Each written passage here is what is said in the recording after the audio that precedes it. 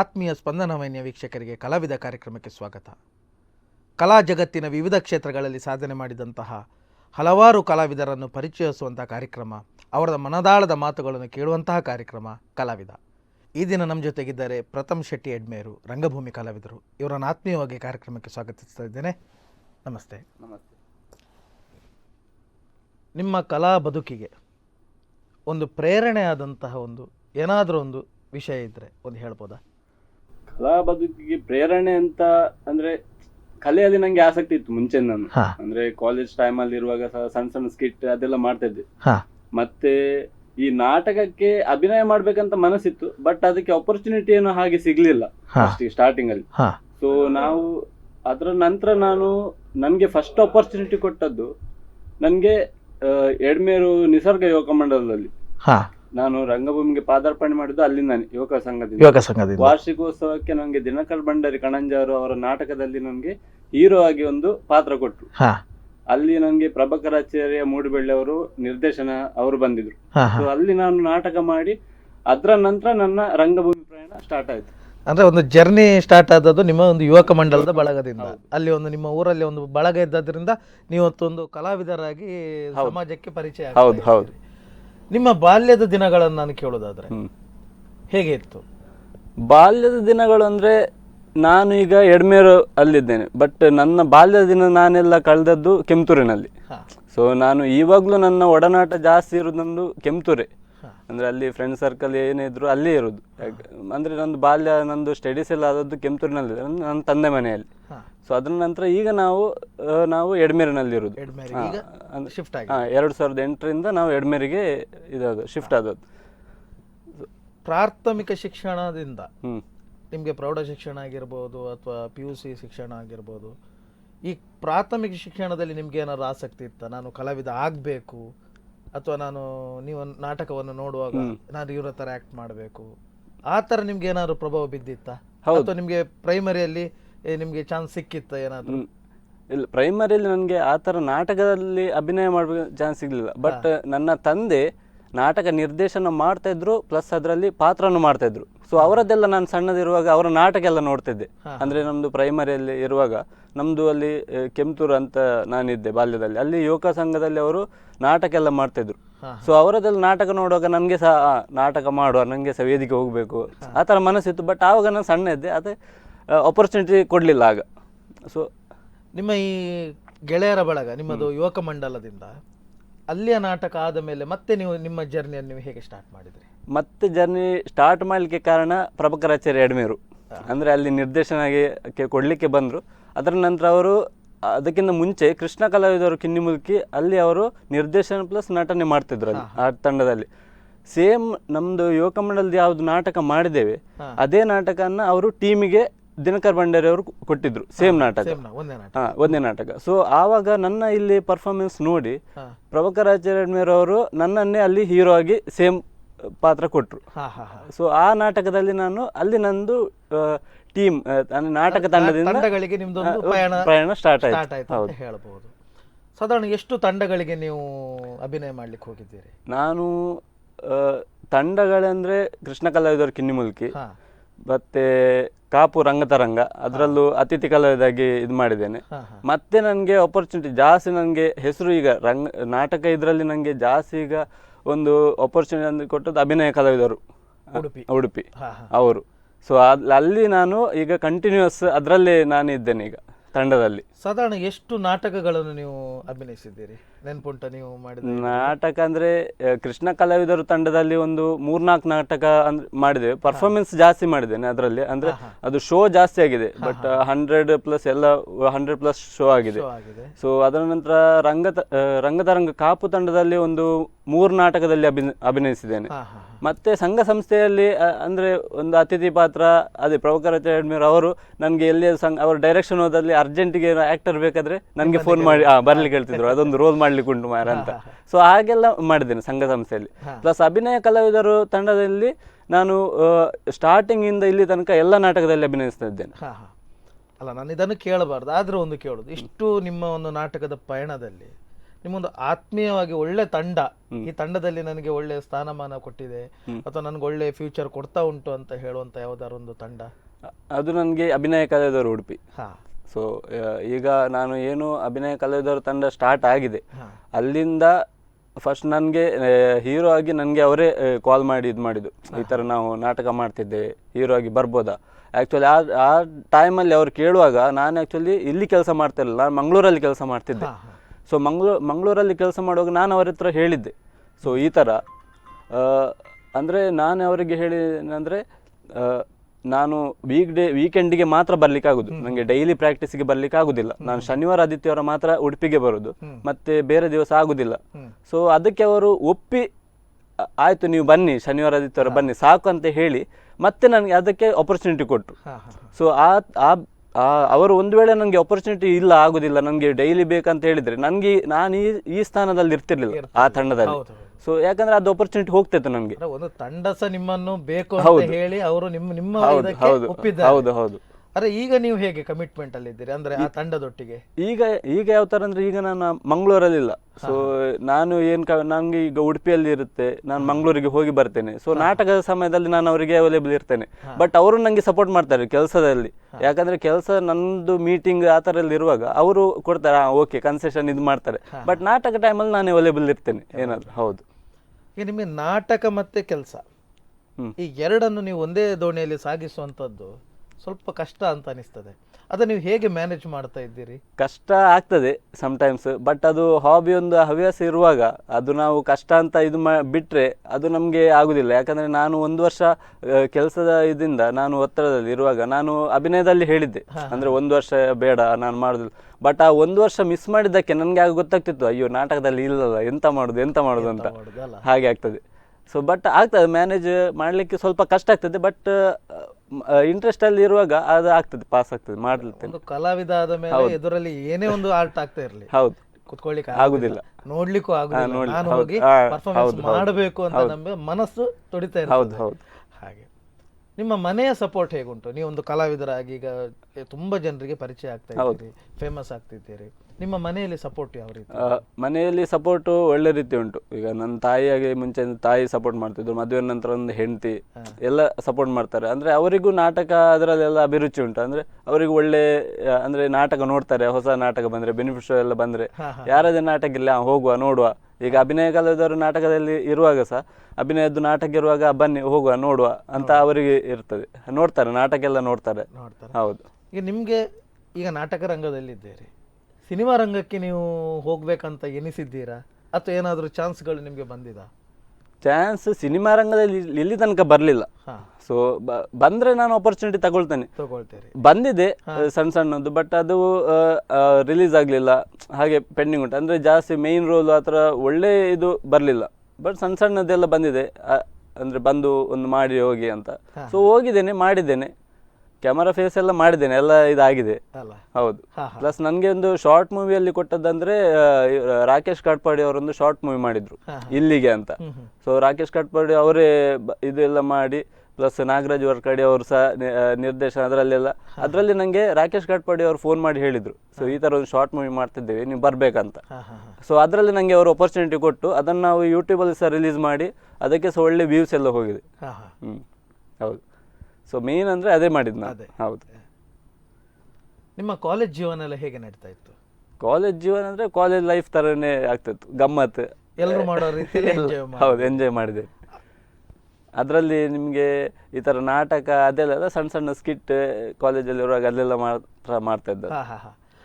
ರಂಗಭೂಮಿ ಕ್ಷೇತ್ರ ಬಿಟ್ಟು ತುಂಬಾ ಕ್ಷೇತ್ರ ಉಂಟು, ಕಲೆಯ ವಿಚಾರದಲ್ಲಿ ಹೋದ್ರೆ ತುಂಬಾ ಕ್ಷೇತ್ರಗಳು ಉಂಟು.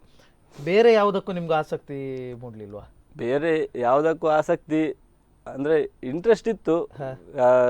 ಅಂದ್ರೆ ಮನೆಯಲ್ಲಿರುವಾಗ ಏನಾದ್ರು ಒಂದು ನಾನೇ ಇದು ಸಾಂಗ್ ಹೇಳುದು ಅದೆಲ್ಲ ಉಂಟು. ಬಟ್ ಅದೆಲ್ಲ ನಮ್ಗೆ ನಾನದು ಬಾಲ್ಯದಲ್ಲಿ ಇರುವಾಗ ಅದು ಸಂಗೀತ ಕ್ಲಾಸ್, ಡ್ಯಾನ್ಸ್ ಕ್ಲಾಸ್ ಅದಕ್ಕೆಲ್ಲ ಹೋಗ್ಲಿಲ್ಲ. ಈಗಿನ ಮಕ್ಕಳಿಗೆ ಹಾಗಂದ್ರೆ ಎಲ್ಲಾ ಫೆಸಿಲಿಟಿ ಇರ್ತದೆ, ಕ್ರಿಕೆಟ್ ಕ್ಲಾಸ್ ಅದು ಇದು ಮುಂಚೆ ಇತ್ತು. ಬಟ್ ಈಗ ಆನ್ಲೈನ್ ಎಲ್ಲ ಬರ್ಲಿಕ್ಕೆ ಹೋಗಿ ಎಲ್ಲರಿಗೂ ಒಂದು ಅಂದ್ರೆ ಮನೆಯಲ್ಲಿ ಎಲ್ರಿಗೂ ಗೊತ್ತಾಗ್ತದೆ, ಆ ಮಕ್ಕಳಿಗೆ ಇದು ಈ ತರ ಒಂದು ಕ್ಲಾಸ್ ಉಂಟು ಅದು ಹೋಗುವ ಅಂತ. ಬಟ್ ನಮ್ಮ ಟೈಮಲ್ಲಿ ಆನ್ಲೈನ್ ಇರದೆ ಎಲ್ಲಿ ಎಂತ ಕ್ಲಾಸ್ ಉಂಟು, ಯಾರು ಕ್ಲಾಸ್ ಕೊಡ್ತಾರೆ ಏನು ಗೊತ್ತಿಲ್ಲ. ಸೊ ನಮ್ದೇನಿದ್ರು ರಜೆ ಟೈಮಲ್ಲಿ ಕ್ರಿಕೆಟ್ ಆಡೋದು ಮತ್ತೆ ಇದೇ ಆಯ್ತು ಕಾಲೇಜ್ ಲೈಫ್ ಅಷ್ಟೇ ಅಷ್ಟೇ ಅಷ್ಟೇ. ಹೌದು, ಸ್ಪೆಂಡ್ ಮಾಡಿದ್ದು. ಹೌದು. ಇಷ್ಟು ಹಲವಾರು ನಾಟಕಗಳಲ್ಲಿ ನೀವು ಅಭಿನಯಿಸಿದ್ರಿ. ನಿಮ್ಗೊಂದು ಈ ಪಾತ್ರ ನನಗೆ ತುಂಬಾ ಇಷ್ಟ ಆಗಿದೆ, ಈ ಪಾತ್ರದಿಂದ ನನಗೆ ಒಂದಿಷ್ಟು ಸ್ಥಾನಮಾನ ಸಿಕ್ಕಿದೆ ಅನ್ನುವಂತ ಯಾವ್ದಾದ್ರು ಒಂದು ಪಾತ್ರ ಉಂಟಾ? ನಾನು ಆಲ್ಮೋಸ್ಟ್ ಎಲ್ಲಾ ನಾಟಕದಲ್ಲಿ ನಾನು ಹೆಚ್ಚಾಗಿ ನನಗೆ ಕೊಟ್ಟದ್ರು ನಾಯಕ ಪಾತ್ರ, ನಾಯಕ ನಟ. ಸೊ ನನಗೆ ಬೇರೆ ಪಾತ್ರ ಸಿಕ್ಕಿದ್ದೇ ಕಡಿಮೆ. ಅಂದ್ರೆ ನಾನೇ ನಮ್ದು ಕೆಂಪತೂರು ಸಾಧನ ಯುವಕ ಮಂಡಲ ಅಲ್ಲಿ ನಾಟಕ ಮಾಡ್ತೇವೆ, ಅಲ್ಲಿ ನಾನೊಂದು ಬೇರೆ ಪಾತ್ರ ಮಾಡ್ತೇನೆ ಅಂತ ನಾನೇ ಕಾಮಿಡಿ ರೋಲ್ ಯಾವುದಾದ್ರೂ ಒಂದು ಮಾಡ್ತಾ ಇರ್ತೇನೆ ಅಲ್ಲಿ. ಮಾತ್ರ ರೆಕಗ್ನೈಸ್ ಮಾಡಿದ್ದು ನಂದು ನಾಯಕ ನಟನಾಗೆ ಇದು ರೆಕಗ್ನೈಸ್ ಮಾಡಿದ್ದೆಲ್ಲ. ಹೌದು. ಇದು ಅಭಿನಯ ಕಲಾವಿದರಲ್ಲಿ ಎನ್ನಿನಿ ತಾಯಿನಿ ಬೇತೆ ಪ್ಲಸ್ 3D ಮತ್ತೆ ವಂಚಿತೂಪಿನಿ, ಬರಂದೆ ಕೊಲ್ಲೈ, ಅದೆಲ್ಲ ನಾಟಕದಲ್ಲಿ ನಾನು ನಾಯಕ ನಟನಾಗಿ ಇದರಲ್ಲೇ ಮಾಡಿದ್ದು. ಹೌದು. ಈಗ ನೀವು ಇಷ್ಟೆಲ್ಲ ನಾಟಕಗಳಲ್ಲಿ ಅಭಿನಯಿಸಿದ್ದೀರಿ, ಹಾಗೆ ನಿಮ್ಮದು ಇನ್ನು ಫ್ಯೂಚರ್ ಅಲ್ಲಿ ಅಂದ್ರೆ ನಾರ್ಮಲ್ ಆಗಿ ನೀವು ಬೇರೆ ಎಲ್ಲ ನಾಟಕ ಸಹ ನೋಡ್ತೀರಿ, ಬೇರೆ ಕಲಾವಿದರು ಬೇರೆ ಟೀಮ್ ಇದ್ದು ನೋಡ್ತೀರಿ. ನಿಮ್ಗೊಂದು ಇನ್ಸ್ಪೈರ್ ಅಂತ ಇರ್ತಾರಲ್ಲ, ಈಗ ನಾನೊಂದು ಇವರ ಪಾತ್ರ ತರ ಮಾಡ್ಬೇಕು ಅಥವಾ ಇವ್ರು ಮಾಡಿದ ಹಾಗೆ ಮಾಡ್ಬೇಕು ಅಂತ ಒಂದು ರೋಲ್ ಮಾಡೆಲ್ ಅನ್ನು ನೀವು ಇಟ್ಕೊಳ್ತೀರಿ. ಅಂತ ವ್ಯಕ್ತಿ ಯಾರಾದ್ರೂ ನಿಮ್ಗೆ? ಅಂತ ವ್ಯಕ್ತಿ ಅಂದ್ರೆ ನನ್ಗೆ ಚಾಪರ್ಕ ಕಲಾವಿದರು ಆ ತಂಡದಲ್ಲಿ, ಅದರಲ್ಲಿ ಸ್ಟೋರಿ ಆಗ್ಲಿ ಕಾಮಿಡಿ ಆಗ್ಲಿ ಎಲ್ಲ ಅದರಲ್ಲಿ ಕಾಪಿಕಾಡ್ ಸರ್, ವಾಮಂಜೂರ್ ಸರ್ ಎಲ್ಲ ಅವರೇ. ಅಂದ್ರೆ ಸದಾಶಿವಮನ್ ಸರ್ ಅವರದ್ದು ಸ್ಟೋರಿಯಲ್ಲಿ ಅಂತೂ ನಾನು ಅವರದ್ದೇ ಅಭಿಮಾನಿ, ಯಾಕಂದ್ರೆ ಅವರು ಒಂದೊಂದು ರೋಲ್ ಮಾಡ್ತಾರೆ, ಡಿಫ್ರೆಂಟ್ ರೋಲ್ ಮಾಡ್ತಾರೆ. ಸೊ ಆ ತರ. ಪ್ಲಸ್ ನಮ್ದು ದಿನೇಶ್ ಅವ್ರು ಸರ್, ಅವರು ಅಷ್ಟೇ ನನಗೆ ಈಗ ಅವರು ನಿರ್ದೇಶನ ಮಾಡ್ತಿದ್ದಾರೆ, ಬಟ್ ಅವರದ್ದು ಆ ಲೇಡಿ ಪಾರ್ಟ್ ಏನ್ ಮಾಡ್ತಾರೆ ಹೆಂಗದು ತಾಯಿ ರೋಲ್ ಎಲ್ಲ, ಅದು ನನಗೆ ಭಾರಿ ಇಷ್ಟ ಅವರೆಲ್ಲ ಮಾಡೋದು. ಹೌದು. ನಿಮ್ಮ ಕನಸು ಎಂತ ಉಂಟು ಸರ್? ಅಂದ್ರೆ ನಿಮ್ಮ ಈ ರಂಗಭೂಮಿ ಜೀವನದಲ್ಲಿ ಡ್ರೀಮ್ ನೀವೇನನ್ನು ಇಟ್ಕೊಂಡಿದ್ದೀರಿ? ಏನಂದ್ರೆ ಡ್ರೀಮ್ ಅಂದ್ರೆ ಈ ಟೈಮಲ್ಲಿ ನಮ್ದಂದ್ರೆ ಟೈಮ್ ಈಗ ಆಲ್ಮೋಸ್ಟ್ ಕಳೆದೋದಾಗೆ, ಅಂದ್ರೆ ನಮ್ದೇನು ಇದ್ದಿದೆ ನಮ್ದು ಅಂದ್ರೆ ಈಗ ಎಲ್ಲ ನ್ಯೂ ಜನರೇಷನ್ ಬರುವಾಗ ನಾವೇನಿದ್ರು ನಂದೀಗ ಅಷ್ಟೇ ನಾನು ಡ್ರೀಮ್ ಇದು ಮಾಡಲಿಲ್ಲ. ಅಂದ್ರೆ ನೆಕ್ಸ್ಟ್ ಫ್ಯೂಚರ್ ಡ್ರೀಮ್ ನಾನು ಹಾಗೆ ಆಗ್ಬೇಕು ಹೀಗೆ ಆಗ್ಬೇಕಂತ ಏನಿಲ್ಲ, ಯಾಕಂದ್ರೆ ಅದು ಮಾಡ್ಬೇಕಾದ್ರೆ ಸಹ ನಂಗೊಂದು ಅದು ಸಪೋರ್ಟ್ ಇರಬೇಕು ಆಗ್ತದೆ. ಸೊ ಅಂದ್ರೆ ಆಪರ್ಚುನಿಟಿ ಇದು ಬರಬೇಕು. ನಾವು ಆ ಥರ ಏನು ನಮ್ದು ಕೆಲಸ ಆಯ್ತು, ಇದು ಈಗ ನಾಟಕ ಆಯ್ತು ಅದನ್ನೇ ಮಾಡೋದು. ಸೊ ಆ ಥರ ಏನು ಅಷ್ಟು. ಬಟ್ ನಂಗೊಂದು ಉಂಟು, ಒಂದು ಒಳ್ಳೆ ಕಲಾವಿದ ಆಗಬೇಕು, ಒಂದು ಫಿಲ್ಮಲ್ಲಿ ಅದ್ರ ಆ್ಯಕ್ಟ್ ಮಾಡ್ಬೇಕಂತ ಒಂದು ಆಸೆ ಉಂಟು. ಬಟ್ ಆಪರ್ಚುನಿಟಿ ಬಂದರೆ ಮಾಡ್ತೇನೆ. ಹಾಗೆ ನಿಮ್ಮೊಂದಿಗೆ ಇನ್ನಿಷ್ಟು ಕಾಲ ಮಾತಾಡ್ಲಿಕ್ಕೆ ಉಂಟು. ಒಂದು ಸಣ್ಣ ವಿರಾಮದ ನಂತರ ಕಲಾವಿದ ಕಾರ್ಯಕ್ರಮ ಮುಂದುವರಿಯುತ್ತದೆ. ಒಂದು ಸಣ್ಣ ವಿರಾಮದ ನಂತರ.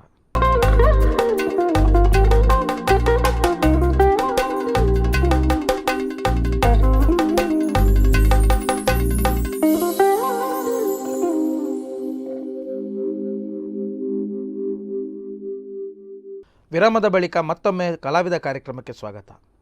ಇವತ್ತು ನಮ್ಮ ಜೊತೆಗಿದ್ದಾರೆ ಪ್ರಥಮ್ ಶೆಟ್ಟಿ ಎಡ್ಮೇರು. ಅವರನ್ನು ಕಾರ್ಯಕ್ರಮಕ್ಕೆ ಮತ್ತೊಮ್ಮೆ ಸ್ವಾಗತಿಸ್ತಾ ಇದ್ದೇನೆ. ನಮಸ್ಕಾರ. ನಮಸ್ಕಾರ. ಪ್ರಥಮ್ ಶೆಟ್ಟಿ ಅವರೇ, ನಿಮ್ಮೊಟ್ಟಿಗೆ ಮಾತಾಡ್ತಾ ಇದ್ದೇವೆ.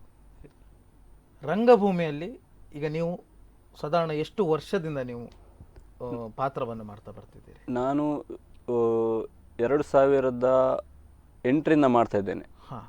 2008 ನಾನು ಏನು ನಿಸರ್ಗ ಯೋಗ ಮಾಡಲು ಸ್ಟಾರ್ಟ್ ಮಾಡಿದ್ದೇನೆ, ಅಲ್ಲಿಂದ ನಂದು ಜರ್ನಿ ಸ್ಟಾರ್ಟ್ ಆಗಿದೆ. ಹೌದು. ಈಗ ರಂಗಭೂಮಿಯಲ್ಲಿ ಎರಡು ರೀತಿ ಉಂಟು, ಒಂದು ಕಮರ್ಷಿಯಲ್, ಹೌದು, ಮತ್ತೊಂದು ಥಿಯೇಟರ್. ಹೌದು. ಈ ಎರಡು ನಾಟಕದ ಬಗ್ಗೆ ನಿಮ್ಮ ಅಭಿಪ್ರಾಯ ಏನು ಸರ್? ಕಮರ್ಷಿಯಲ್ ನಾಟಕದಲ್ಲಿ ಯಾವ ಥರ ಆಗಿದೆ, ನಾವು ನಿಜ ಜೀವನದಲ್ಲಿ ಹೇಗಿರ್ತೇವೆ ಅಂದರೆ ನಾರ್ಮಲ್ ಒಂದು ಜನರನ್ನು ಅದರಲ್ಲಿ ಕಾಮಿಡಿ ಪ್ಲಸ್ ಸ್ಟೋರಿ ಇರ್ತದೆ, ಆ ಥರ ಇರ್ತಾರೆ. ಅಂದರೆ ಕಮರ್ಷಿಯಲ್ ನಾಟಕದಲ್ಲಿ ಜನರು ಜಾಸ್ತಿ ಲೈಕ್ ಮಾಡೋದು ಈಗ ಥಿಯೇಟರ್ ಪ್ಲಸ್ ಕಮರ್ಷಿಯಲ್. ಥಿಯೇಟರ್ ಇದ್ದು ಅಭಿಮಾನಿಗಳು ಬೇರೆನೇ ಒಂದು ಕ್ಯಾಟಗರಿ ಇರ್ತದೆ, ಕಮರ್ಷಿಯಲ್ ನಾಟಕದಲ್ಲೂ ಅಭಿಮಾನಿಗಳು ಬೇರೆನೇ ಇರ್ತದೆ. ಕಮರ್ಷಿಯಲ್ ನಾಟಕದಲ್ಲಿ ಜಾಸ್ತಿ ಎಕ್ಸ್ಪೆಕ್ಟ್ ಮಾಡೋದು ಕಾಮಿಡಿ.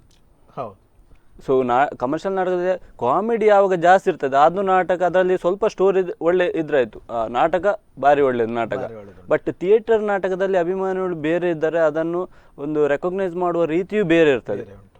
ನನಗೆ ಇಷ್ಟರ ತನಕ ಥಿಯೇಟರ್ ನಾಟಕದಲ್ಲಿ ಆಪರ್ಚುನಿಟಿ ಸಿಗಲಿಲ್ಲ ಮಾಡಲಿಕ್ಕೆ. ಸೊ ನನಗೆ ಅದೊಂದು ಥಿಯೇಟರ್ ನಾಟಕದಲ್ಲಿ ಒಂದು ಟ್ರೈ ಮಾಡ್ಬೇಕನ್ನೊಂದು ತುಂಬ ಆಸೆ ಉಂಟು. ಮುಂದಿನ ದಿನಗಳಲ್ಲಿ ಮಾಡುವ ಒಲವು ಉಂಟು. ಹೌದು, ಉಂಟು. ಖಂಡಿತವಾಗಿ ಮಾಡ್ತೀರಿ. ಹೌದೌದು, ಅಂದ್ರೆ ಅಪರ್ಚುನಿಟಿ ಸಿಕ್ಕಿದ್ರೆ ಖಂಡಿತ ಮಾಡ್ತೇನೆ. ಯಾಕಂದ್ರೆ ಅದರದ್ದೊಂದು ನಿರ್ದೇಶನ ಆಗಲಿ, ಅದೊಂದು ಆಕ್ಟ್ ಮಾಡುವ ರೀತಿ ಆಗಲಿ, ಅದರೊಂದು ಡೈಲಾಗ್ ಕೊಡೋದು ಏನೋ ಒಂದು ಪ್ರಾಮುಖ್ಯತೆ ಉಂಟು. ಅದೆಲ್ಲ ನನಗೆ ಒಂದು ಸ್ವಲ್ಪ ಕಲಿಬೇಕಂತ.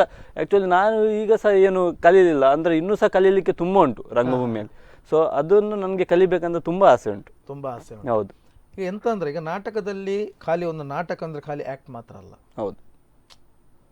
ಒಂದು ಡೈರೆಕ್ಷನ್ ಪಾರ್ಟ್ ಬರ್ತದೆ, ಮ್ಯೂಸಿಕ್ ಪಾರ್ಟ್ ಬರ್ತದೆ, ಲೈಟಿಂಗ್ ಪಾರ್ಟ್ ಬರ್ತದೆ, ಆಮೇಲೆ ಆಕ್ಟಿಂಗ್ ಪಾರ್ಟ್ ಬರ್ತದೆ, ಪ್ಲಸ್ ಮೇಕಪ್, ಮುಖವರ್ಣಿಕೆ ಪಾರ್ಟ್ ಬರ್ತದೆ, ಸೆಟ್ ವರ್ಕ್ ಎಲ್ಲ ಉಂಟು. ಆಕ್ಟಿಂಗ್ ಬಿಟ್ಟು ಉಳಿದ ಯಾವ ಕ್ಷೇತ್ರಕ್ಕೆ ನಿಮಗೆ ತುಂಬಾ ಆಸೆ ಉಂಟು? ಅಂದ್ರೆ ಡೈರೆಕ್ಷನ್ ಮಾಡುವ ರೀತಿಯಲ್ಲಿ ಇದ್ದೀರಾ, ಅಂದ್ರೆ ಅಥವಾ ಸ್ಕ್ರಿಪ್ಟ್ ಬರೀತೀರಾ, ಇಂಥದ್ದೇನಾದ್ರೂ ನಿಮ್ಗೆ ಆಲೋಚನೆ ಉಂಟಾ? ಇನ್ನು ನಾನು ಮುಂದಿನ ದಿನಗಳಲ್ಲಿ ಮಾಡಬೇಕು. ನನಗೆ ಆಸೆ ಅಂದರೆ ನಾಟಕಕ್ಕೆ ಮ್ಯೂಸಿಕ್ ಕೊಡಬೇಕಂತ. ಸೊ ಮ್ಯೂಸಿಕ್ ಒಂದು ಕಲಿಬೇಕಂತ ತುಂಬ ಆಸೆ ಉಂಟು. ಬಟ್ ಕಲಿತೇನೆ ಸ್ವಲ್ಪ. ಅಂದರೆ ಈಗ ನನಗೆ ಕೆಲಸ ಮತ್ತು ಈ ನಾಟಕ ಇರುವಾಗ ಅದೊಂದು ಟೈಮ್ ಸಿಗ್ತಿಲ್ಲ ಕಲೀಲಿಕ್ಕೆ. ಸೊ ನಾಟಕಕ್ಕೆ ಮ್ಯೂಸಿಕ್ ಒಂದು ಕಲಿಬೇಕಂತ ತುಂಬ ಆಸೆ ಉಂಟು. ಅದೊಂದು ಕಲಿಬೇಕು. ಮತ್ತು ಪ್ಲಸ್ ಸ್ಕ್ರಿಪ್ಟ್ ರೈಟಿಂಗ್ ಅದೆಲ್ಲ ಆಗೋದಿಲ್ಲ. ಅದಕ್ಕೆ ಯಾಕೆ ಸ್ಕ್ರಿಪ್ಟ್ ರೈಟಿಂಗ್ ಮಾಡಲಿಕ್ಕೆ ಸಹ ಒಂದು ಎಕ್ಸ್ಪೀರಿಯನ್ಸ್ ಇರಬೇಕು. ಪ್ಲಸ್ ಇನ್ನೊಂದೇನೆಂದರೆ ತಾಳ್ಮೆ ಬೇಕು ಅದಕ್ಕೆ ಮುಖ್ಯವಾಗಿ. ಅದು ಅಷ್ಟು ಪೇಷನ್ಸ್ ಇರಬೇಕು ಒಂದೊಂದು ಡೈಲಾಗ್ ಬರೀಲಿಕ್ಕೆ ಏನಿದ್ರು. ಬಟ್ ಅಷ್ಟು ತಾಳ್ಮೆ ಎಲ್ಲ ನನಗೆ ಅದು ಆಗೋದಿಲ್ಲ ಬರೀಲಿಕ್ಕೆ. ಸ್ಕ್ರಿಪ್ಟ್ ರೈಟಿಂಗ್ ಇಲ್ಲ. ಬಟ್ ನಿರ್ದೇಶನ ಓಕೆ. ಅಂದರೆ ಈಗ ಸಂಘ ಸಂಸ್ಥೆಯಲ್ಲೆಲ್ಲ ಇದು ನಾಟಕ ಮಾಡುವಾಗ ಸ್ವಲ್ಪ ಕೊಡ್ತೇನೆ ಅಂದರೆ ಮೇನ್ ಡೈರೆಕ್ಷನ್ ಮಾಡಿ ಹೋಗ್ತಾರೆ. ಸೊ ಅದರಲ್ಲೇ ನಾನು ಕಲಿತು ಅದನ್ನೇ ಅವರಿಗೆ ಇದು ಮಾಡೋದು ಅಷ್ಟೇ, ಹೇಳಿಕೊಡುವಂಥದ್ದು. ನಾನು ನಂದು ಓನ್ ಇದರಲ್ಲಿ ನಾನು ಇಷ್ಟ ನನಗೆ ಇದು ಮಾಡಲಿಲ್ಲ. ಬಟ್ ಸಜೆಷನ್ ಕೆಲವು ಸಲ ಇದು ನೋಡುವಾಗ ಇದು ಈ ಥರ ಮಾಡಿದ್ರೆ ಒಳ್ಳೆ ಆಗ್ತದೆ, ಈ ಥರ ಮಾಡಿದ್ರೆ ಒಳ್ಳೆ ಆಗ್ತದೆ. ಸೊ ಅದೊಂದು ನಾನು ಹೇಳಿಬಿಡ್ತೇನೆ ಅಲ್ಲಿ ನಾಟಕದಲ್ಲಿ. ನಮ್ದು ಯುವಕ ಸಂಘದಲ್ಲಿ ನಾಟಕ ಮಾಡುವಾಗ ವಾರ್ಷಿಕೋತ್ಸವಕ್ಕೆ ನಾನು ಹೇಳ್ತೇನೆ ಡೈರೆಕ್ಷನ್ ಹತ್ರ, ಇದನ್ನು ಈ ಥರ ಮಾಡಿದ್ರೆ ಹೇಗೆ, ಈ ಥರ ಮಾಡುವ, ಡೈಲಾಗನ್ನು ಕೊಡುವ, ಇದನ್ನು ಇಲ್ಲಿ ಕಟ್ ಮಾಡುವ ಅಂತ ಆ ಥರ ಒಂದು ಸಜೆಷನ್ ಕೊಡ್ತಾ ಇರ್ತೇನೆ. ಈಗ ನಿಮ್ಮ ಒಂದು ನಾಟಕ ನೀವು ಜರ್ನಿ ಹೋಗ್ತಾರೆ ಅಂದರೆ ಬೇರೆ ಬೇರೆ ಊರುಗಳಿಗೆ ಹೋಗಿ ಪ್ರದರ್ಶನ ಹೋಗ್ತಾರೆ. ಹೋದಲ್ಲೆಲ್ಲ ನಿಮಗೆ ವ್ಯವಸ್ಥೆ ನಿಮಗೆ ಬೇಕಾದಾಗೆ ಮಾಡಿ ಕೊಡ್ತಾರಾ? ಕೆಲವು ಕಡೆಯಲ್ಲಿ ಮಾಡ್ತಾರೆ, ಬಟ್ ಕೆಲವು ಕಡೆಯಲ್ಲಿ ನಮಗೆ ವ್ಯವಸ್ಥೆ ಸಿಗುದಿಲ್ಲ. ಬಟ್ ನಾವು ಅದನ್ನು ನಾಟಕಕ್ಕೆ ಹೋಗುವಾಗ ನಾವು ಅದನ್ನು ಎಕ್ಸ್ಪೆಕ್ಟ್ ಮಾಡಿಕೊಂಡು ಹೋಗ್ಲಿಕ್ಕೆ ಆಗುದಿಲ್ಲ. ನಾವಂದ್ರೆ ಶೋ ಬುಕ್ಕಿಂಗ್ ಮಾಡುವಾಗ ಎಲ್ಲ ಹೇಳ್ತಾರೆ ನಮ್ಗೆ ಈ ತರ ಬೇಕು ಅಂತ. ಬಟ್ ಅಲ್ಲಿ ಹೋದ ಮೇಲೆ ಅವರು ಓಕೆ ಅಂತ ಹೇಳ್ತಾರೆ. ಬಟ್ ಅಲ್ಲಿ ಹೋಗುವಾಗ ಕೆಲವು ಕಡೆ ಎಕ್ಸ್ಪೆಕ್ಟೇಷನ್ ಜಾಸ್ತಿ ಇರ್ತದೆ. ಏನು ಎಕ್ಸ್ಪೆಕ್ಟ್ ಮಾಡ್ತಾರೆ ಅದಕ್ಕಿಂತ ಜಾಸ್ತಿನೇ ಇರ್ತದೆ. ಕೆಲವು ಕಡೆ ಏನು ಎಕ್ಸ್ಪೆಕ್ಟ್ ಮಾಡ್ತೇವೆ ಅದರದ್ದು ಒಂದು 10% ಸಹ ಇರುವುದಿಲ್ಲ. ಹೌದು, ಅದು ಏನು ಮಾಡ್ಲಿಕ್ಕೆ ಸಾಗುದಿಲ್ಲ. ಹೋದ್ಮೇಲೆ ನಮ್ದು ಅಭಿನಯ ಅದನ್ನ ಮಾಡಿಯೇ ಬರ್ಬೇಕಾಗ್ತದೆ. ಹೌದು. ಈಗ ನೀವು ಹೆಚ್ಚಾಗಿ ತುಳು ನಾಟಕದಲ್ಲಿ ಫೇಮಸ್ ಆದದ್ದು. ಈಗ ನೀವು ಆಚೆ ಉತ್ತರ ಕನ್ನಡ ಹೋದ ಕೂಡಲೇ ನಿಮ್ಗೆ ಅಲ್ಲಿ ಅವರು ಕನ್ನಡ ನಾಟಕವನ್ನೇ ಕೇಳ್ತಾರೆ. ಹೌದು. ನೀವು ಏನು ತುಳುವಲ್ಲಿ ಮಾಡ್ತಿದ್ದೀರಾ ಅದನ್ನೇ ಅವರು ಕನ್ನಡದಲ್ಲಿ ಕೇಳ್ತಾರೆ. ಹೌದು. ಅವಾಗ ನಿಮ್ಗೆ ಹೇಗೆ ಅನಿಸ್ತದೆ? ಸ್ಟಾರ್ಟಿಂಗಲ್ಲಿ ನಾವು ಅಭಿನಯ ತಂಡದಲ್ಲಿ ನಮಗೆ ಸ್ಟಾರ್ಟಿಂಗ್ ನಾವು ಮಾಡುವಾಗ ಎನ್ನಿವೇತೆ ನಾಟಕ. ಸೊ ನಾಟಕ ತುಳುವಲ್ಲೇ ಕಂಟಿನ್ಯೂ ಮಾಡ್ತಿದ್ದೇವೆ. ಅಚಾನಕ್ಕಾಗಿ ಕನ್ನಡ ಶೋ ಸಿಗ್ತದೆ. ಕನ್ನಡ ಶೋ ಸಿಗುವಾಗ ಕನ್ನಡ ಶೋ ಎಂತ ಮಾಡುದು, ಈಗ ಕನ್ನಡ ಮಾತಾಡ್ಬೇಕಲ್ಲ, ಸೇಮ್ ಇದನ್ನೇ ಕನ್ನಡ ಮಾತಾಡುವ ಆಗ್ತದಂತ. ಅಂದ್ರೆ ಒಂದು ಕನ್ನಡ ಅಲ್ಲ ಮಾತಾಡೋದು, ತುಳುವನ್ನೇ ಕನ್ನಡದಲ್ಲಿ ಒಂದು ಇದು ಮಾಡಿ. ಬಟ್ ವೇದಿಕೆ ಮೇಲೆ ಹೋದ್ಮೇಲೆ ಗೊತ್ತಾಯ್ತು ಈ ತುಳು ಮಾತಾಡೋದಕ್ಕೂ ತುಳುವನ್ನೇ ಕನ್ನಡದಲ್ಲಿ ಮಾತು ಎಷ್ಟು ತುಂಬಾ ಭಾರಿ ಕಷ್ಟ ಆಗ್ತದೆ ಅಂತ. ಹೌದು. ಮತ್ತೆ ಈಗ ಅದು ಸ್ಟಾರ್ಟಿಂಗ್ ಅಲ್ಲಿ ತುಂಬಾ ಕಷ್ಟ ಆಯ್ತು. ಅಂದ್ರೆ ಅಲ್ಲಿ ಜನರ ರೆಸ್ಪಾನ್ಸು ಕರೆಕ್ಟ್ ಆಗಿ ಸಿಗ್ಲಿಲ್ಲ. ಯಾಕಂದ್ರೆ ಅವರಿಗೆ ನಮ್ದು ಕನ್ನಡ ಈಗ ಕುಂದಾಪುರ ಅಪ್ ಟು ಬ್ರಹ್ಮಾವರ ತುಳು ಎಲ್ಲ ಅರ್ಥ ಆಗ್ತದೆ. ಕುಂದಾಪುರ ನಂತರ ಅಲ್ಲೆಲ್ಲ ಕನ್ನಡ ಅಂದ್ರೆ ನಮ್ದು ನಾರ್ಮಲ್ ಕನ್ನಡ ಮಾತ್ರ ಅವರಿಗೆ ಅರ್ಥ ಆಗುದಿಲ್ಲ, ಅವರದ್ದು ಕನ್ನಡನೇ ಬೇರೆ. ಸೊ ಹಾಗಾಗಿ ಸ್ಟಾರ್ಟಿಂಗ್ ಅಲ್ಲಿ ಭಾರಿ ಕಷ್ಟ ಆಗ್ತಿತ್ತು ಅವರಿಗೆ. ನಮ್ದು ಅಂದ್ರೆ ಜನರದ್ದು ರೆಸ್ಪಾನ್ಸ್ ಸಿಗ್ತಿರ್ಲಿಲ್ಲ. ನಾಟಕ ಕೆಲವು ಕಡೆ ಫ್ಲಾಪ್ ಆಗಿದ್ದುಂಟು. ಬಟ್ ಈಗ ನಾವು ಅದಕ್ಕೆ ಸೆಟ್ ಆಗ್ತೇವೆ. ಅಂದ್ರೆ ಕನ್ನಡ ಮಾತಾಡಿ ಅದು ಬೇರೆ ರೆಡಿ. ಸ್ಟಾರ್ಟಿಂಗ್ ತುಳು ಲಾಂಚ್ ಮಾಡುವಾಗ ಕನ್ನಡಕ್ಕೆ ರೆಡಿ ಮಾಡಿಯೇ ನಾವು ಇದು ಮಾಡ್ತೇವೆ. ಹಾಗೆ ತುಳು ಬರೆಯುವಾಗ ಸೇಮ್ ಕನ್ನಡ ವರ್ಡ್ ಅಂದರೆ ಅದು ಸಿಮಿಲರ್ ಅದು ಬರಬೇಕಂತ ಸೇಮ್ ಅದೇ ನಾಟಕವನ್ನು ಕನ್ನಡದಲ್ಲೂ ಸ್ಟಾರ್ಟಿಂಗಲ್ಲಿ ರೆಡಿ ಮಾಡಿಕೊಂಡೇ ಟ್ರಯಲ್ ಮಾಡ್ತೇವೆ. ಹಾಗೆ ಯಾವ ತುಳು ನಾಟಕವನ್ನು ಜಾಸ್ತಿ ಸಲ ನೀವು ಮಾಡಿ ಕನ್ನಡಕ್ಕೆ ಅನುವಾದ ಮಾಡಿದ್ದೀರಿ? ನಾವು ಜಾಸ್ತಿ ಮಾಡಿದ್ದು ಬರಂದೆ ಕುಲ್ಲೈ. ತುಳುವಲ್ಲಿ ಏನು ಪ್ರದರ್ಶನ ಆಗಿದೆ ಅದಕ್ಕಿಂತ ಜಾಸ್ತಿ ನಮ್ದು ಪ್ರದರ್ಶನ ಬರಂದೆ ಕುಲ್ಲೈ ಕುಂದಾಪುರದಲ್ಲಿ. ಈಗಲೂ ಬರಂದೆ ಕುಲ್ಲೈ ನಾಟಕ ನಮ್ದು ಕುಂದಾಪುರ ಆ ಕಡೆ ಎಲ್ಲ ಈಗಲೂ ಬುಕ್ಕಿಂಗ್ ಬರ್ತಾ ಉಂಟು. ಎಲ್ಲ ಆಲ್ಮೋಸ್ಟ್ ಎಲ್ಲ ನಾಟಕ ಈಗ ಆಫ್ಟರ್ ಬರಂದೆ ಕುಲ್ಲೈ ನಂತರ ಏನೆಲ್ಲ ನಾಟಕ ಮಾಡಿ ಎಲ್ಲ ಬುಕ್ಕಿಂಗು ಕನ್ನಡದಲ್ಲೂ ಮಾಡಿದ್ದೇವೆ ಹೆಚ್ಚಾಗಿ. ಈಗ ನಿಮ್ಮ ಬರಂದೆ ಕೊಲ್ಲ ಶೋ ನನ್ನ ಪ್ರಕಾರ ಒಂದು 100ರ ಮೇಲೆ ಶೋ ಆಗಿದೆ. ಹೌದು ಹೌದು. ಅದರಲ್ಲಿ ಅಂತ ವಿಶೇಷತೆ ಏನುಂಟು? ವಿಶೇಷತೆ ಏನಂದ್ರೆ ಒಂದು ಸೈನಿಕನ ಒಂದು ಕತೆ, ಸೈನಿಕನ ಮನೆಯವರ ಒಂದು ಮನಸ್ಥಿತಿ ಹೇಗಿರುತ್ತೆ, ಒಂದು ಸೈನಿಕ ಆ ಥರ ಒಂದು ಮನಸ್ಥಿತಿಯ ಒಂದು ಕತೆ ಅದು. ಸೊ ಆ ಕತೆ ಜನರಿಗೆ ಒಂದು ಮುಟ್ಟುವಂತೆ ಇರುತ್ತೆ. ಸೊ ಸೈನಿಕ ಅಂದರೆ ಈಗ ನಮ್ಮದು ಭಾರತ ದೇಶದಲ್ಲಿ ಸೈನಿಕನಿಗೆ ಒಂದು ಪ್ರಾಮುಖ್ಯತೆ ಒಂದು ಆ ಲೆವೆಲ್ ಬೇರೆ ಉಂಟು. ಸೊ ಹಾಗಾಗಿ ಆ ಬೇಸಿಸಲ್ಲಿ ನಮ್ಮದು ಅಂದರೆ ಎಲ್ಲರ ಅಭಿನಯ ಕೂಡ ಅಷ್ಟೇ ಒಳ್ಳೆ ರೀತಿ ಮೂಡಿ ಬಂದಿದೆ. ಅಭಿನಯ ಮೂಡಿ ಬರಲಿಕ್ಕೆ ಕಾರಣ ಒಂದು ಸ್ಕ್ರಿಪ್ಟ್, ವಿಕ್ರಮ್ ಮಂಚಿ ಅವರು ಬರೆದೊಂದು ಸ್ಕ್ರಿಪ್ಟ್, ಪ್ಲಸ್ ದಿನೇಶ್ ಅವರದೊಂದು ನಿರ್ದೇಶನ, ಅದಕ್ಕೆ ತಕ್ಕಾಗೆ ನಮ್ದು ಸಂಗೀತ, ಕಾರ್ತಿಕ್ ಅಡೇಕರ್ ಅವರ ಸಂಗೀತ. ಸೊ ಈ ತರ ಎಲ್ಲ ಒಟ್ಟಿಗೆ ಒಂದು ಜುಗಲ್ಬಂದಿಯಲ್ಲಿ ಒಳ್ಳೆ ರೀತಿಯಲ್ಲಿ ಮೂಡಿ ಬರುವಾಗ ನಾಟಕ ಆಟೋಮೆಟಿಕ್ ಆಗಿ ಎಲ್ಲರ ಪಾತ್ರನೂ ಒಳ್ಳೆ ರೀತಿ ಮೂಡಿ ಗೆದ್ದೆ ಗೆಲ್ತದೆ. ಸೊ ಆಗ ಆ ಜನರಿಗೂ ಅಷ್ಟೇ ರೀಚ್ ಆಗ್ತದೆ ನಾಟಕ. ಸೊ ಆ ಬೇಸಿಸ್ ಅಲ್ಲಿ ತುಂಬಾ ಒಳ್ಳೆ ಅದು ತುಂಬಾ ಶೋ ಆಗಿದೆ, ಎಲ್ಲರಿಗೂ ಮನೆ ಮಾತಾಗಿದೆ. ಬರಂದೆ ಕುಲ್ಲೈ ಈಗ ಅಭಿನಯ ಕಲಾವಿದರು ಅಂದ್ರೆ ಅವನೇ ಬರಂದೆ ಕುಲ್ಲಯ್ಯ ನಾಟಕ ಅಂತ. ಈಗ ಎಂತ ಆಗಿದೆ ಅಂದ್ರೆ ಈಗ ತುಳುವಲ್ಲಿ 1-2-3 ಪಂಚ್ ಡೈಲಾಗ್ಗಳೆಲ್ಲ ಇರ್ತದೆ. ಹೌದು, ಅದು ಆ ತುಳುವಲ್ಲಿ ಹೇಳಿದ್ರೆ ಮಾತ್ರ ಅದ್ರ ಹೋಗಿ ರೀಚ್ ಆಗ್ತದೆ, ನನ್ನಗೂ ಬರ್ತದೆ. ಹೌದು ಹೌದು. ಇದನ್ನು ಕನ್ನಡಕ್ಕೆ ಟ್ರಾನ್ಸ್ಲೇಟ್ ಮಾಡುವಾಗ ನಿಮ್ಗೆ ಕಷ್ಟ ಆಗ್ಲಿಲ್ವಾ? ಅದೇ ಹೇಳಿದ್ದು, ಸ್ಟಾರ್ಟಿಂಗ್ ಅಲ್ಲಿ ನಮ್ಗೆ ಕಷ್ಟ ಆಯ್ತು. ಸೊ ನಾವು ಬರಂದೆ ಕುಲ್ಲಯ್ಯ ನಾಟಕ ನಂತರ ಏನ್ ಮಾಡಿದ್ವಿ, ಎಲ್ಲ ಸ್ಟಾರ್ಟಿಂಗ್ ಅಲ್ಲಿ ನಾವು ಸ್ಕ್ರಿಪ್ಟ್ ಮಾಡುವಾಗ, ಈಗ ಇವರು ಸ್ಕ್ರಿಪ್ಟ್ ಮಾಡುವಾಗ ಕನ್ನಡಕ್ಕೆ ಅದು ಪಂಚ್ ಆಗುವ ರೀತಿಯೇ ತುಳುವಲ್ಲಿ ಮತ್ತೆ ಕನ್ನಡದಲ್ಲಿ ಡೈಲಾಗ್ ಬರೆದು ಬಿಡ್ತಾರೆ, ಮೊದಲಿಗೆ ಬರೆದು ಬಿಡ್ತಾರೆ. ಯಾಕಂದ್ರೆ ಆವಾಗ ಈಸಿ ಆಗ್ತದೆ. ಸೊ ಅದು ಹಾಗಾಗಿ ಈಗ ಕನ್ನಡದಲ್ಲೂ ಪಂಚ್ ಆಗುತ್ತೆ, ತುಳುವಲ್ಲೂ ಪಂಚ್ ಆಗುತ್ತೆ. ಸೊ ಆ ತರ ಡೈಲಾಗ್. ನಿಮ್ಮ ನಾಟಕದ ಜರ್ನಿಯಲ್ಲಿ ನಿಮ್ಗೊಂದು ಮರಿಲಿಕ್ಕೆ ಆಗದೇ ಇರುವಂತ ಒಂದು ಏನಾದ್ರು ಘಟನೆಗಳುಂಟಾ? ಮರಿಲಿಕ್ಕೆ ಆಗದೇ ಇರುವಂಥದ್ದು ಘಟನೆ ಹಾಗೇನಿಲ್ಲ.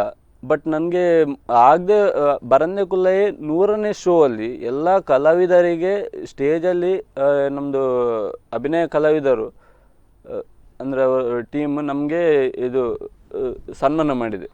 ಸೊ ಅದೊಂದು ನನಗೆ ಯಾವತ್ತೂ ನೆನಪುಳಿಯುತ್ತಿದೆ. ನನಗೆ ಸ್ಟೇಜಲ್ಲಿ ಇದು ಮಾಡಿದ್ದು ಎಲ್ಲ ಕಲಾವಿದರಿಗೂ, ತಾಂತ್ರಿಕ ವರ್ಗದ ಇರಲಿ ಎಲ್ಲರಿಗೂ 100ನೇ ಶೋ ಅದು ಸಂಭ್ರಮದಲ್ಲಿ ಎಲ್ರಿಗೂ ಒಂದು ಇದು ಮಾಡಿದ್ದಾರೆ. ಸೊ ಅದೊಂದು ಮತ್ತೆ ಅಂತ ಕೈ ಘಟನೆ ಯಾವುದೂ ಇಲ್ಲ, ಎಲ್ಲ ಖುಷಿಯ ಘಟನೆ. ಹೌದು, ನಡೀತಾ ಉಂಟು, ನಡೀತಾ ಇರ್ಲಿ ಅಷ್ಟೇ.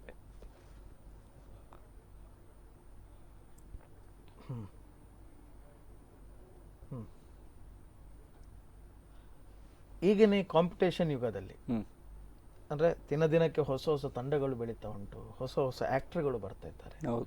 ಈ ಟೈಮಲ್ಲಿ ನಾನು ಕೇಳೋದು ಕ್ವಶನ್, ಹೇಗಿರಬೇಕು ಕಲಾವಿದರಾದವರು, ಹೇಗಿರಬೇಕು? ಕಲಾವಿದರು ಹೇಗೆ ಇರಬೇಕಂದ್ರೆ, ಈಗ ನನಗೆ ಕಲಾವಿದ ಎಣಿಸ್ಬೇಕು ಅಂದರೆ ನಾನು ಇಷ್ಟು ದೊಡ್ಡ ಮಟ್ಟಕ್ಕೆ ಬರಬೇಕಾದ್ರೆ ನಾನು ಎಲ್ಲಿಂದ ಪ್ರಾರಂಭ ಮಾಡಿದ್ದೇನೆ, ಯಾರು ನನಗೆ ಸಪೋರ್ಟ್ ಮಾಡಿದ್ದಾರೆ, ಯಾವ ತಂಡದವರು ಸಪೋರ್ಟ್ ಮಾಡಿದ್ದಾರೆ ನನಗೆ ಇಲ್ಲಿ ತನಕ ಬರಲಿಕ್ಕೆ.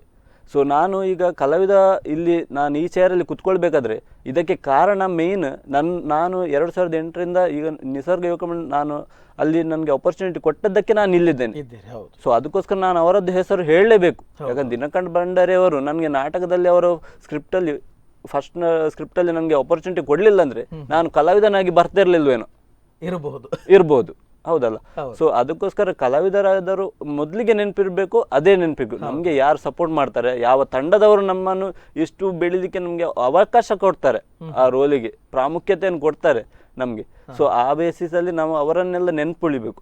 ಈಗ ಕೆಲವರೇನು ನಾನು ಕಲಾವಿದ ಆದೆ, ಇನ್ನು ತೊಂದರೆ ಇಲ್ಲ, ಇನ್ನು ಆಪರ್ಚುನಿಟಿ ಬರ್ತದೆ ಅಂದ್ರೆ ಅವರನ್ನು ನೋಡುದಿಲ್ಲ, ಕೇರ್ ಮಾಡಲಿಲ್ಲ ಅಂದ್ರೆ ಮುಂದೆ ಹೋಗ್ತಾರೆ ದೊಡ್ಡ ಮತ್ತೆ ಅವರನ್ನು ಲೆಕ್ಕಕ್ಕಿಲ್ಲ, ನೀನೆಂತಮ್ಮ ನಾನೀಗ ದೊಡ್ಡ ಕಲಾವಿದ.